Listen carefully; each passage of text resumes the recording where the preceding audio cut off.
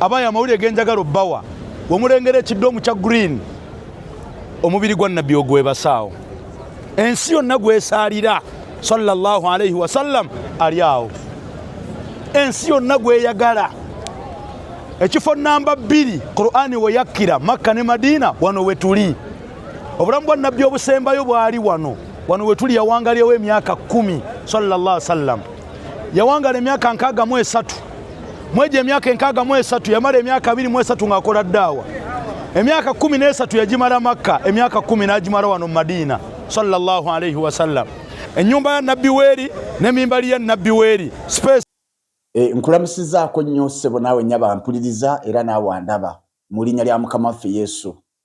Mukama yeebazibwe oyo akuwadde ekisa.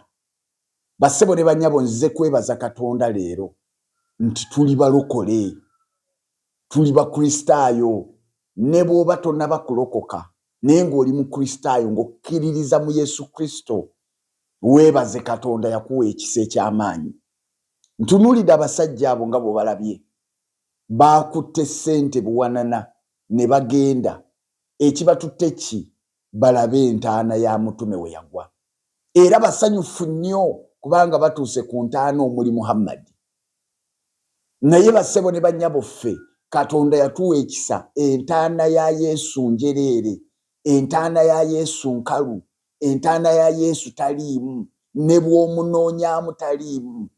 Yazuukira mu bafunga abawangudde abalabe be, yavaayo n'obuwanguzi abeera mulamu emirembe gyonna.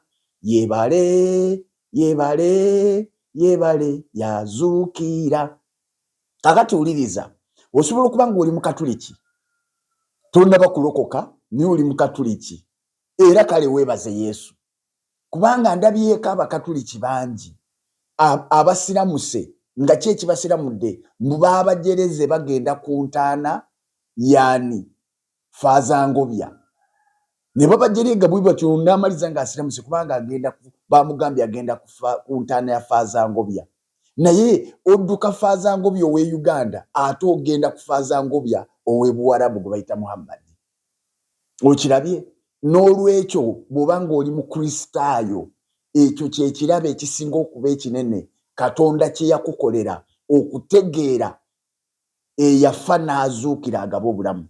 Kati wuliriza, bw'abanga gw'ogoberera nabbi wo ali awo wansi tavanga ate nga gw'omusabira kubanga bagambye kya mukisa nnyo n'okumusaalira. Esswala kitegeeza kusaba. Allahumma salli Muhammadi, ayi Allah saasira Muhammadi wa ala alihi n'abenjuye. Owulira osabira ani? Muhammadi. Ali luddawa? Mu ntaana. Entaana eriwa? E Madiina. Tusonde sente nnyanya tugende Madiina tulabe nabbi gye yagwa. Allah Allah Allah Allahumma. Kakati gwe mu kristaayo gwe toyina kintu kyonna, oba tonafuna fees Mukama ajja kumuleeta, oba tonazimba nnyumba ebyo bijja kubaawo, naye wafuna ekyomuwendo ekisinga ebyomuwendo byonna. Bakiyita kutegeera kyama kya Katonda nga ye Kristo Yesu eyafa n'azuukira. Oyo Bayibuli gweyogerako mu Baluumi essula 14 negamba nti Kristo yafa n'azuukira alyoka abeere Mukama w'abafu era n'abalamu. Oyo yasobola okuba Mukama wo wano ku nsi ku duniya, n'aba ne Mukama wo ku lunaku luli olw'ekiyama kwahera, n'aba Mukama wo. Naye ono yafa ali mu ntaana, ali mu ntaana tayina kyasobola kuyamba jamaa.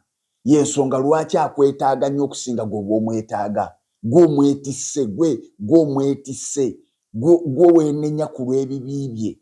Buli lw'omwogerako Muhammad noga sallallahu alaihi wasallama emirembe n'okusaasira bibeere ku ye. Gw'omusabira.